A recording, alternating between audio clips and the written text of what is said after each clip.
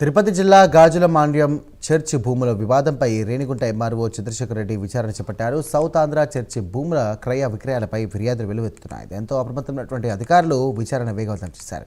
ఈ మేరకు స్థానిక కార్యాలయంలో ఇరు వర్గాలతో ఎంఆర్ఓ విచారణ జరిపారు. చర్చి ప్రతినిధులు ఈ భూమి తమదేనని 7 ఎకరాల ఆధారాలను సమర్పించారని, ఇక వర్ష ప్రాపర్టీస్ ప్రతినిధులు కూడా 2010 నాటి రిజిస్ట్రేషన్ డాక్యుమెంట్లు, 2011 నాటి పాస్బుక్లను కూడా విచారణలో చూపినట్టుగా ఎంఆర్ఓ వివరించారు.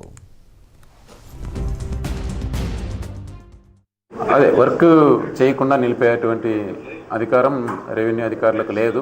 తర్వాత వన్స్ పట్టదారు పాస్బుక్లు కానీ ఇవి రద్దయిన తర్వాత గౌరవ కలెక్టర్ గారి ఆదేశాలు, అలాగే సివిల్ కోర్టులో కూడా కేసు నడుస్తుంది. వీటన్ని ఆదేశాలు అనుసరించి, ఎందుకంటే సివిల్ కోర్టులో కానీ మేము పార్టీ కాదు, విట్ పిటిషన్ పెండింగ్లో ఉంది. విట్ పిటిషన్లో కూడా గవర్నమెంట్ పార్టీ కాదు, అంటే జిల్లా కలెక్టర్ గారు కానీ తహసీల్దార్ గారు పార్టీ కాదు, ప్రైవేట్ వ్యక్తుల మధ్య పిటిషన్స్ జరుగుతున్నాయి.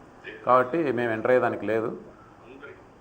మేము వరలో చెప్పాము, ఎందుకంటే ఒక విషయం జరుగుతున్నప్పుడు లా అండ్ ఆర్డర్ ప్రాబ్లమ్స్ వస్తాయి కాబట్టి, లా అండ్ ఆర్డర్ చూసుకోవాల్సిన తహసీల్దార్ కాబట్టి లా అండ్ ఆర్డర్ ఇష్యూస్ రాకుండా అటువంటి ఏదైతే 5 సెంటర్లో ఆ బిల్డింగ్ ఉందో దాన్ని డిమాలిషన్ చేయకూడదని ఓరల్గా చెప్పడం జరిగింది, ఓరల్గా చెప్పించడం జరిగింది. కానీ మేము దానిపైన సివిల్ మ్యాటర్లో మా లిమిటెడ్ పాత్ర ఉంటుంది, దాన్ని అనుసరించే మేము చెప్పడం జరిగింది. లా అండ్ ఆర్డర్ ప్రాబ్లం రాకుండా చెప్పడం జరిగింది, కానీ సివిల్ విషయాల్లో జోక్యం చేసుకోలేదు. ఎంఆర్ఓ గారిని కలవడం జరిగింది. గాజుల మండలం లెక్కల దాఖలా 76/1 లో గల 6 ఎకరాల భూమి ఎస్ఏఎల్సికి సంబంధించింది. దాన్ని అన్యాక్రాంతంగా 2010లో అమ్మారని మాకు తెలిసింది. దాని మీద ఎంఆర్ఓ గారికి అందరికీ రిపోర్ట్ చేశాము.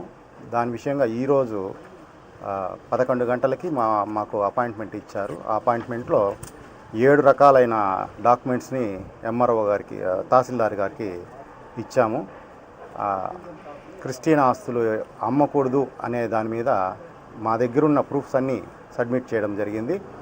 వాటిని పూర్వపరాలు పరిశీలించి ఆర్డీఓ గారికి రిపోర్ట్ చేస్తాము, మాకు న్యాయం జరిగిస్తాము అని చెప్పి ఎంఆర్ఓ గారు మాకు మాట ఇచ్చారు.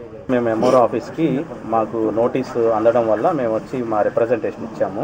మా దగ్గర ఉన్న సపోర్టింగ్ డాక్యుమెంట్స్ ఎంఆర్ఓ గారు అడిగితే అవన్నీ చూపించాము.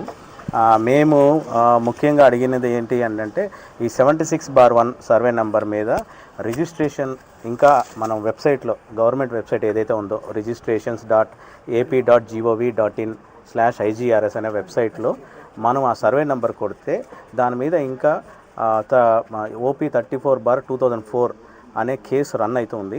ఆ కేసు మీద మనకు ఎస్ఏఎల్సి ల్యాండ్స్ అమ్మకూడదని ఇంజక్షన్ ఆర్డర్ ఉంది. సో అది కూడా వెబ్సైట్లో రిఫ్లెక్ట్ అవుతుంది. అది ఎంఆర్ఓ గారికి చెప్పడం జరిగింది. సార్ కూడా మా ముందు చూశారు, అది కూడా నోట్ చేసుకున్నారు. నెక్స్ట్ వాళ్ళు అవన్నీ రివ్యూ చేసుకొని మాకు రిపోర్ట్ ఇస్తాను. మాకు